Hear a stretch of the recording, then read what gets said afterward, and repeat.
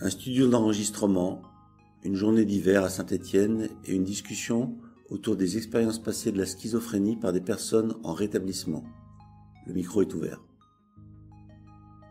Est-ce que dans le processus de rétablissement, vous avez connu des souffrances et comment vous vous y prenez pour y remédier ?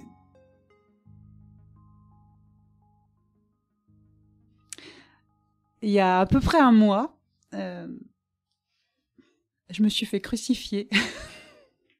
Ça fait très très mal. Et oui,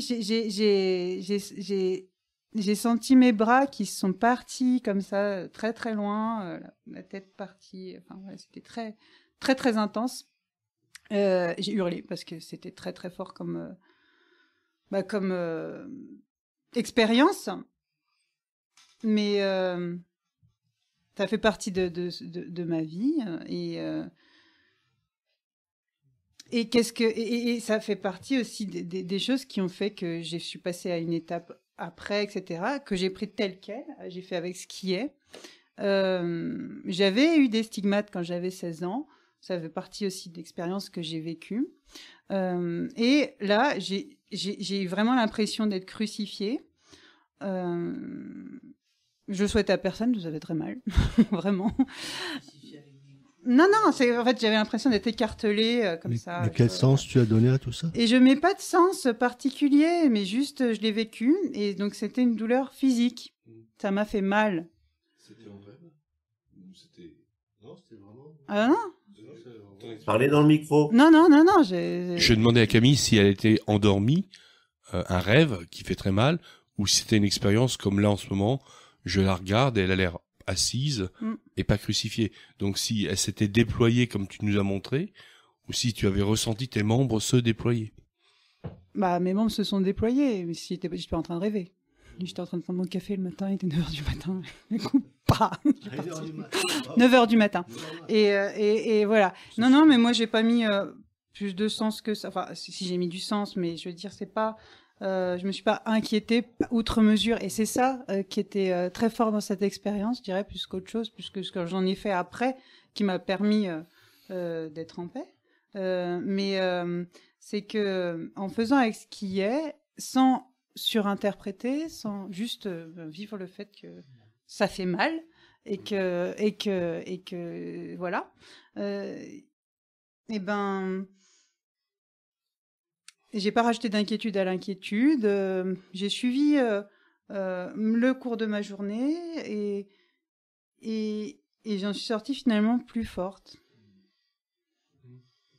Et je ne suis pas le Christ. En parlant du Christ, si Jésus avait vécu à notre époque, il serait dans un hôpital psychiatrique, hein, je pense. Je sais pas si vous êtes de mon avis. J'étais en train de me dire ça. Là. Ah bon, t'as vu, je le lis dans tes pensées. Est-ce un trouble ou pas ? J'allais vous poser cette question finalement. Comment vous voyez les croyants ? Pour revenir au parcours du rétablissement et pour reprendre le mot de Camille que tu as utilisé tout à l'heure, le terme déclic, moi je considère que mon rétablissement, il a débuté à 19 ans. Et ça faisait déjà 3-4 ans que ça allait pas. Ma plus vieille, ça a fait beaucoup de ménage mes précédentes crises parce que en fait ma plus vieille relation date de mes 19 ans. J'ai plus d'amis d'enfance, j'ai plus de... Bon, il y a ma famille évidemment, mais toutes les relations que j'ai pu nouer au cours de ma vie, elles se sont arrêtées et elles ont redébuté à 19 ans. Ça a été de la souffrance psychique, physique, etc. Et j'ai réussi à vivre avec et à dépasser ça au bout de 4-5 ans. Et là, par exemple, il y a eu un grand changement dans ma vie, c'est que j'ai été mis sous clozapine, pour ceux à qui ça parle. Et c'est la première fois en 12 ans que j'avais des moments de silence dans la tête. Et ça m'a fait un vide énorme. J'avais plus mes repères, j'avais plus ce bruit de fond en permanence qui me guidait ou... Alors visuellement, c'est resté, au niveau des imageries mentales, des flashs, etc., c'est resté, mais un peu moins quand même qu'avant. Et pendant des années, j'ai eu ce qu'on appelle des symptômes persistants, donc j'avais des batteries de neuroleptiques à dose maximale, etc. Et le fait, là, l'épisode dont je vous parle, c'était il y a 2-3 mois, la mise en place de la clozapine vraiment comme il faut. Et là, j'ai expérimenté le silence. Et je l'ai souhaité pendant des années, ce silence. Me dire, je veux que ça s'en aille, je veux que ça s'en aille, je veux que ça s'en aille. Et quand ça s'est en allé, bah il y a eu comme une sorte de déprime qui s'est installée où je me disais mais c'est ça le silence. Mais moi je veux revenir avec mon bruit de fond qui me rassurait en fait tellement c'était là depuis longtemps. Ma petite musique R&B. Plus du rap, mon cher Plus du Hassan. Moi, c'est vrai que ce que tu dis, ça me fait vraiment penser pareil. Enfin, dès j'ai commencé à prendre des antipsychotiques, qu'on a commencé à mettre des grosses doses, il a fallu du temps pour faire taire un peu le brouhaha, comme je l'appelle, voilà le brouhaha que j'avais dans ma tête et tout. Et une fois qu'il s'est tué, en fait, ça a créé une sorte de vide, effectivement, une sorte de trou, quoi. Et pour moi, c'était terriblement angoissant à tel point que je me suis mis d'accord avec les psychiatres qui me suivaient à l'époque pour trouver un dosage qui fait que moi j'ai encore besoin de les avoir, mes brouhahas, en fait. Et en fait, heureusement que je les ai encore un peu parfois. Il y a quelques temps, j'aurais jamais pu dire ça, par contre. J'aurais jamais pu dire, ouais, trop bien. Et en fait, ouais, effectivement, ça veut dire que, d'un côté, je trouve ça rassurant aussi. Je veux dire, ça veut dire que de base, on est un peu complet, en fait, mais qu'il faut savoir gérer le bordel. Et c'est vrai que ça, c'est quelque chose, je trouve, qui manque des fois dans l'accompagnement. Je parle pour le coup d'un point de vue très médical. Là, juste vivre avec un symptôme, vivre avec quelque chose qui nous dérange, et trouver l'équilibre, en fait. Et trouver l'équilibre pour que ce soit le plus confortable pour tout le monde, en fait. Et des fois, je sais pas si c'est une notion qui est vraiment prise en compte dans les soins. Après, je sais pas, la douleur physique, moi, c'est un truc que je l'ai ressenti, mais ça, voilà, est-ce que c'est des hallucinations? Peut-être, hein, mais moi, ma première crise, elle a été déclenchée parce qu'un médecin m'a touché, et que littéralement, quand il m'a touché, j'ai senti ma peau brûler, quoi. Pour moi, je brûlais, vraiment. Je me suis tellement reculé que je l'ai envoyé valser. Mais pour moi, il me brûlait. Et je sais aujourd'hui que j'ai pas de traces noires sur ma peau et qu'il a pas pris un briquet pour me cramer. Mais le fait est que j'ai ressenti qu'il me brûlait. Et ça, je pense que tous, on a un peu expérimenté des trucs des fois un peu somatico étranges, quoi. Enfin, je sais pas, Léo, peut-être tu... Niveau psychosomatique, on a tous des hauts de cœur, par exemple. On rate un battement ou une extrasystole, un truc comme ça. Et moi, j'ai eu pendant 7 ans peur chaque fois que mon cœur faisait un haut de cœur. Ça fait beaucoup quand même. Mais c'est passé. Je pense que les troubles, de manière générale, même la maladie évolue avec le temps et s'adapte ou on s'adapte par rapport aux troubles, etc. Et en fait, c'est... Pour faire un petit résumé, ce serait une sorte de marathon en fait qu'on fait. Marathon de la vie, c'est-à-dire c'est comme un Mario Kart où il n'y a pas de ligne d'arrivée. Des fois on est premier, des fois on est cinquième, des fois on se retrouve dernier, mais avec une carapace bleue on peut arriver deuxième, mais ça s'arrête jamais. Parce que c'est pas souvent dit, mais la maladie, c'est pas de 9h à 17h, c'est tout le temps. La journée comme la nuit. Et c'est un marathon, je sais pas si je dirais triathlon, mais il y a plus d'épreuves. Mais c'est une question d'endurance surtout. D'endurance parce que les symptômes évoluent. Moi, un coup j'ai eu le cœur qui me faisait mal, ou soit des hallucinations, des voix, enfin un peu de tout. Et ça évolue avec le temps. Et le truc, c'est apprendre à s'adapter, pas se battre, parce que je crois que c'est Weber qui disait ça. C'est par rapport à la schizophrénie, que c'était comme un lion en cage. On peut essayer de le dompter, mais s'il a envie de nous mettre un coup de griffe, il nous emporte la moitié du visage, quoi. Donc pourquoi se battre tout le temps alors qu'on peut vivre en harmonie? Oh, c'est joli. Je veux bien réagir, moi, sur... Autant je parlais tout à l'heure de la question diagnostique comme étant co-construite, plus j'apprends aussi, et plus je crois que je perçois cette idée de marathon et d'infinie variabilité, en fait, des parcours. Et il y a... j'ai des nouveaux collègues pères aidants, là, Noémie et Olivier qui travaillent avec moi, et Olivier parle souvent de la dignité du risque. Au sens où on a appris justement comme soignant à prendre soin et donc à faire en sorte que les gens aillent bien, ne souffrent plus, enfin tout ce côté de protection. Sauf que ça peut se muer en de l'hyperprotection. ou de l'hyper-traitement de symptômes. Et je trouve que la frontière, elle est étroite, justement. Et la dignité du risque, ça consisterait à accompagner les personnes, en fait, dans leur choix.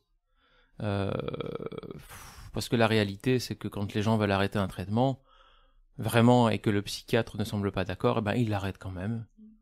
Et puis ils en parlent éventuellement, ou ils ne viennent plus. Enfin, je veux dire, quel pouvoir on a sur ça? Donc autant que on puisse accompagner l'arrêt. Et ça reste des formes de tabou. On parlait de guérison tout à l'heure par rapport au rétablissement. Comme est-ce que la guérison c'est le rétablissement mais sans médicaments?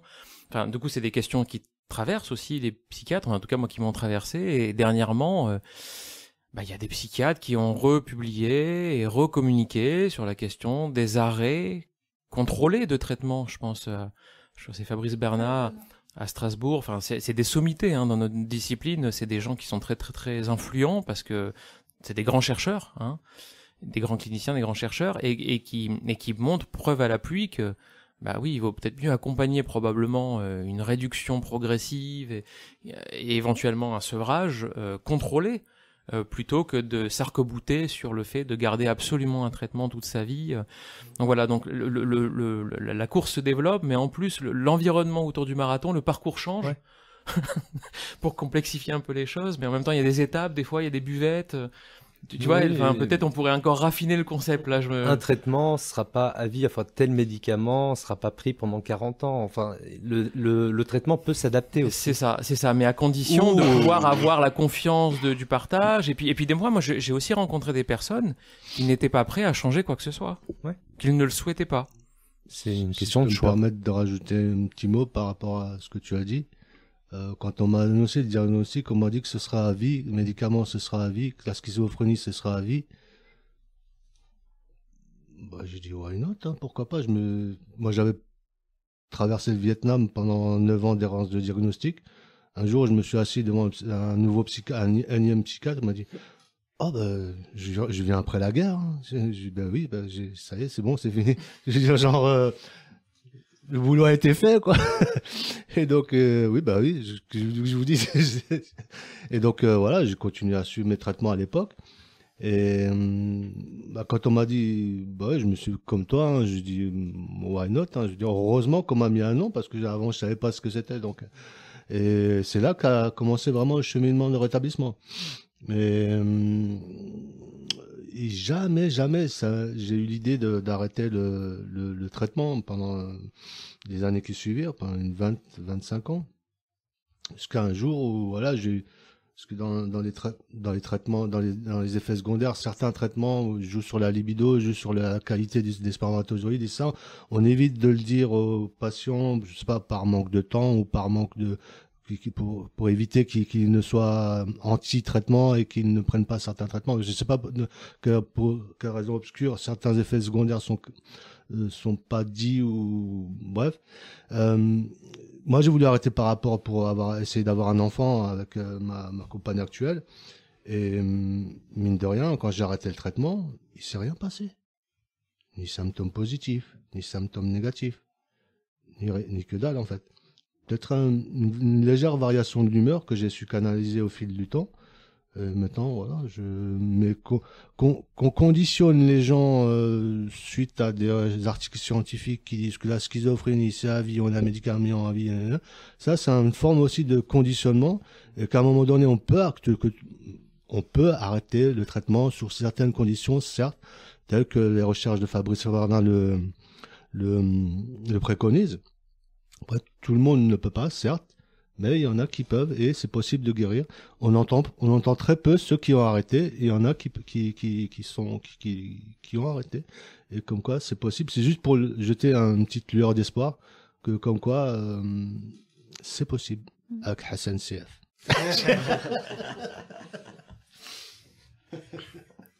Là, c'est plus une réflexion qui va, en tout cas, tout le monde, quand vous avez je pense que ça vous est tous arrivé de partager votre expérience avec d'autres personnes qui peuvent être concernées par les mêmes problématiques. Moi, c'est une question, l'arrêt du traitement, qui est crucial de toute façon dans n'importe quel parcours de rétablissement, j'ai l'impression, parce qu'en France, en tout cas, on est habitué. T'as mal à la tête, tu prends un Doliprane, t'arrêtes une semaine après, les antibiotiques, c'est 7 jours ou 14 jours, je sais plus. peu importe. Et les médicaments de la psy, c'est plus long. Et ça a des effets, comme tu as dit, à scène secondaire qui sont importants, on va dire ça comme ça. Des fois cachés, des fois expliqués, mais en tout cas, ça change beaucoup de choses dans la physiologie, le comportement, etc. Et je sais pas comment ça se passe pour vous, mais quand vous partagez une expérience, quand il y a la question de l'arrêt du traitement, moi, c'est un point de vue que je défends, c'est de leur dire, mais en fait, j'aurais beau te dire tout ce que je veux sur l'arrêt du traitement, etc., mais ce que je pense moi, ou en fait, peu importe. Si t'as envie de faire le test de pas prendre le traitement, vas-y. Nous, on va être là pour que si jamais ça dérape, ou qu'il y ait crise, ou qu'il y ait un mur qui soit pris, on soit là pour réceptionner et pour accompagner au fait de reprendre le marathon, si on reprend l'expression. Après moi, j'ai arrêté le traitement en prenant mes précautions. J'ai changé pratiquement toute mon alimentation. Il y a comme j'appelle ça, le paramètre de l'équation du rétablissement. Il y a différents paramètres. Pour arriver à un résultat, si on veut un objectif, on met en place des balises de sécurité. Et si il y a quelque chose qui engendre ou majore, qui pourrait encore déclencher la schizophrénie, on met en place des balises de sécurité, comme j'appellerais ça. Ouais. Faut arrêter les drogues, faut arrêter les toxiques, faut arrêter de boire à outrance. On peut boire avec modération. On fait ce qu'on veut, mais tant que on se respecte soi et on continue et vivre une vie. L'alimentation, comme si je peux parler du professeur, du docteur, du psychiatre de Guillaume Font, qui parle de la micronutrition qui pourrait aider dans certains cas, dans certains troubles. Moi, je suis à fond phytothérapie et naturopathie. Hein. Je veux dire, mine de rien, il y a des plantes outre-Atlantique ou en Asie qui sont très très bien. Je veux dire, dans la nature, on trouve de tout, on trouve des solutions. Malheureusement, même en psychiatrie, je veux dire, même dans le corps médical psychiatrique, on est psychorigide. Non, c'est pas une critique à titre négatif. Je veux dire, dans certains, je veux dire, on s'ouvre pas à d'autres thérapies. Pourquoi? Par ego, par je ne sais quoi, Après, je n'en sais rien du tout.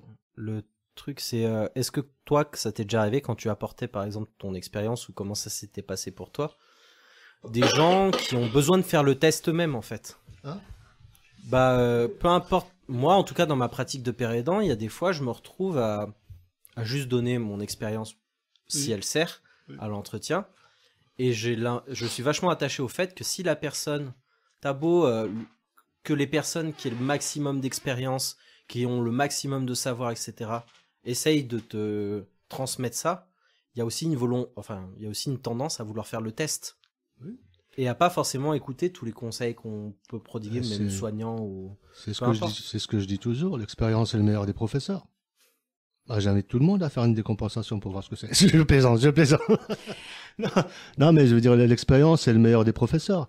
Et ça, tant qu'on n'a pas expérimenté, je veux dire, c'est à force de faire des erreurs qu'on apprend. Et la répétition, la persévérance, on retombe, on se relève. Et c'est comme ça qu'on apprend. C'est la meilleure des façons d'apprendre. Et nous, peut-être, voilà, c'est peut-être une expérience qui a fait mal, mais elle nous a appris beaucoup de choses. Voilà.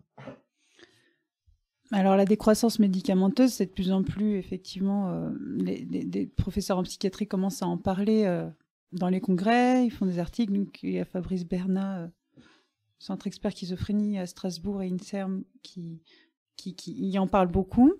Moi, j'ai commencé à entendre parler par une médecin junior, Maëva Musso, qui a aussi publié des articles qui sont en libre service sur les tapering strips, donc une méthode pour diminuer progressivement un sevrage responsable.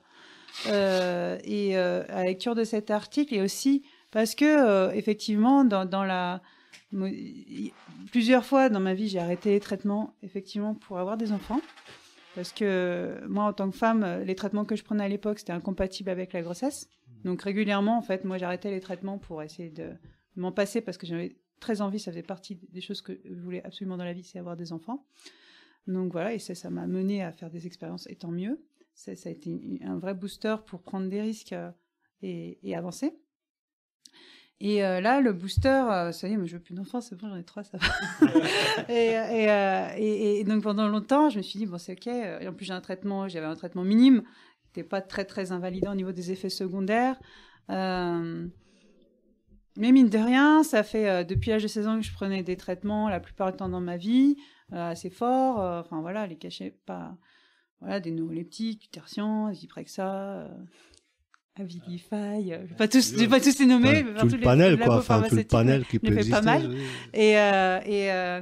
Et c'est une amie concernée, père aidante, qui m'a fait le déclic parce qu'une cinquantaine d'années aujourd'hui, notamment elle et puis d'autres que je vois qui, une cinquantaine d'années aujourd'hui, commencent à développer des cochonneries, des cancers, du diabète. Par rapport à quoi? Par rapport au traitement? Bah, par rapport à la vie qui avance, et c'est vrai que c'est dit que quand même les traitements ne sont pas anodins, en effet secondaires, et aussi sur le long terme. Oui, on parle des personnes concernées qui ont 10 ou 20 ans de moins d'espérance de vie, parce qu'il y a aussi tous ces problèmes de tentatives de suicide réussi, on va dire, suicidalité plus élevée, prise de risque, alcool, drogue et aussi traitement. Et donc moi, le booster qui avait fait que j'ai tenté un sevrage responsable, ça a été ça. Ça veut dire, bah voilà, justement, toujours les enfants finalement, c'est que mon rétablissement, je voulais qu'il dure un peu plus longtemps. Et que donc, du coup, j'ai entamé, j'en ai parlé à mon psychiatre il y a plus d'un an, en disant, voilà, moi je voudrais commencer un sevrage. J'avais préparé des articles de Fabrice Bernat et de Maëva Musso, je voulais lui montrer et tout. Il l'a pas écouté. En plus, bref, bon, j'ai changé de psychiatre. Comme je travaille en santé mentale, j'ai pensé à quelqu'un qui travaille en libéral et que je connais qui pourrait être intéressé par cette expérience, et donc je lui ai proposé par texto de devenir mon nouveau psychiatre, et en lui expliquant clairement ma démarche, c'est que je voulais me sevrer, réduire les traitements, et qui m'accompagne là-dedans. Il a été OK, et du coup ça s'est fait comme ça. Et donc, j'ai suivi un sevrage très, très doux pour éviter des effets rebonds, en tout cas, minimiser le risque d'effets rebonds, d'effets de sevrage, et qui ressemblent à des crises de décompensation psychotique, mais qui sont en fait des effets de sevrage. Voilà. Et aujourd'hui, j'en prends plus. Félicitations. Mais ça s'est pas fait tout seul. Ça fait 3-4 ans que je travaille vraiment sérieusement à des choses... en plus de tout ce qui est fait, mais voilà, des façons d'appréhender ce qui se passe. Je comprends mieux ce qui m'arrive, les explications multiples, des stratégies aussi. Bon, l'alimentation, ça fait longtemps que je suis là-dedans, l'équilibre de vie, mais aussi, par exemple, depuis que j'ai réduit, pendant 6 mois, je faisais du yoga tous les matins. Pendant 10 minutes, entre 10 minutes et une demi-heure, je commençais par de l'ancrage, par du yoga. Voilà, tu as mis des stratégies en place, quoi, des stratégies adaptatives, comme on dit, tu as balisé le terrain, en fait. Et donc, une des dernières choses, vraiment, ça me concerne, mais c'est important. Et moi, j'en ai parlé, il me dit, mais on n'apprend pas ça en médecine. Et je dis, c'est dommage, c'est tellement évident. Enfin, je trouve ça évident. Beaucoup de gens qui sont dans ces perceptions-là, au niveau du corps, enfin, je sais pas, je pense que ça vous parle, parce que j'ai vu un autre congrès. Soit on met des chaussures compensées, enfin voilà, il y a un rapport à la terre qui peut être un peu perturbant. Et du coup, moi, ma protection pendant très longtemps, c'est quand j'étais un peu trop envahie par tout ce qui se passe, l'énergie, on en parle depuis tout à l'heure, les présences des autres et tout. Ma technique, c'était de mettre des talons, enfin des chaussures compensées, des choses comme ça. Et maintenant, j'ai inversé la tendance parce que je suis capable d'encaisser. Et puis aussi, c'est comme ça que ça va mieux. Quand justement, je commence à avoir besoin de sentir ça, je me mets pieds nus. Et donc j'accepte ça, même si c'est décalé, même si ça fait bizarre parce que c'est bizarre de marcher pieds nus partout, mais c'est important. Chacun va midi à passer sa stratégie. Moi, je vois rapidement, mais je pense que le sujet on en parlait tout à l'heure avec Thomas quand on partageait le repas. Est-ce que la santé mentale et la santé physique, c'est lié? Profondément, et on se rappelait la définition de l'OMS, c'est 1946, tu disais. Donc c'est quand même vieux. Et en fait, cette question de la santé globale, la santé physique, elle est quand même vachement importante. J'ai l'impression qu'on a, d'une certaine manière, abdiqué collectivement aussi sur la question du tabac. Dans les hôpitaux psy, moi-même j'ai fumé, donc voilà, j'ai été fumeur. J'étais avec avec ma collègue avec qui je travaille aussi, où je l'accompagnais fumer dehors, et puis après un jour elle est sortie, et je lui dis maintenant que j'avais arrêté, donc je vais pas aller sortir, puis l'instant après je me suis dit si je vais quand même sortir avec toi, je vais pas m'imposer de pas faire une pause alors que je suis plus fumeur, ça n'a plus aucun sens. Voilà, mais aujourd'hui voilà, elle a une maladie grave liée en partie au tabac. Enfin, le tabac c'est pas un non-sujet quoi, et en psychiatrie c'est un majeur sujet. On voit à quel point aussi on peut réduire la dose de médicaments en réduisant le tabac, ça on le dit pas non plus. Je sais pas pourquoi, on l'explique peut-être pas autant parce qu'on n'est pas encore assez bon pour le faire ou assez systématique. Voilà, le sport, enfin, tous ces messages en fait qui sont des messages de prévention, vraiment de santé globale, ils s'appliquent particulièrement aux personnes qui peuvent avoir des vulnérabilités quoi. Mais il faut se donner les moyens du coup. Il faut vraiment aider les gens à les soutenir là-dedans quoi. Après, moi, je parlais du tabac. C'est bien que vous parliez du tabac en psychiatrie. C'est vrai que parmi les patients, en fait, la plupart des patients fument du tabac. Et en fait, c'est quelque chose, en fait, qui à certains moments, comme par exemple quand il y a eu la période du confinement où personne ne pouvait sortir, moi, j'avais un ami hospitalisé.